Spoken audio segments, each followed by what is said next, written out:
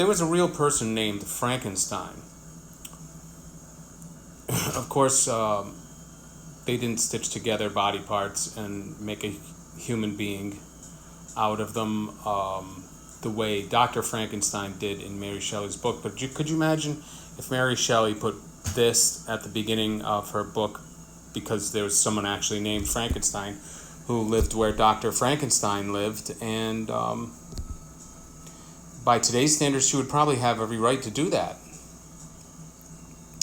And it's kind of scary to me. It's a horror all its own, and I think today we are living in a society that's become kind of like easily, I don't know, just easily led.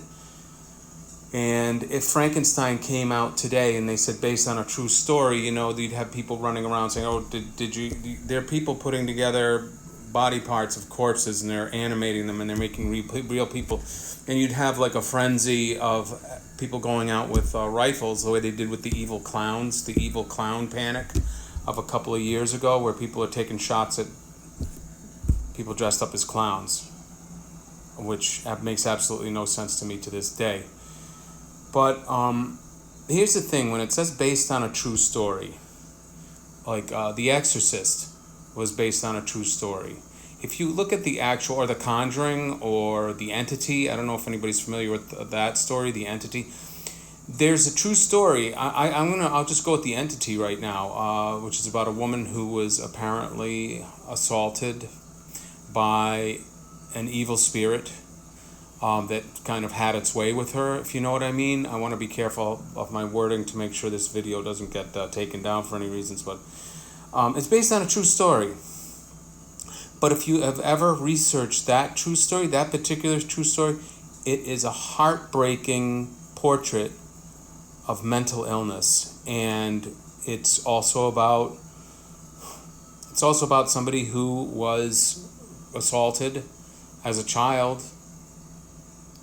It's heartbreaking.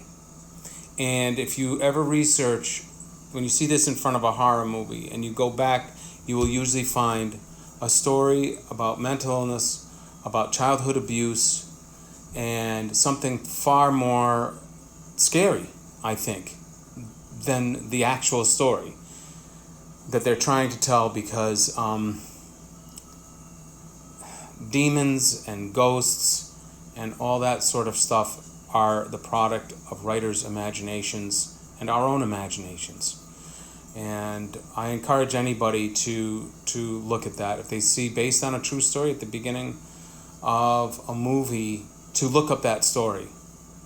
And I don't know why nobody bothers to make the actual true story, which would be scary, but not in the way that anybody would want it to be scary. I know people are looking for sort of roller coaster rides when it comes to horror movies, but I think it would make people look at things a lot differently and sort of cure this society that is starting to succumb to believing in things that don't exist. Sorry, don't at me, but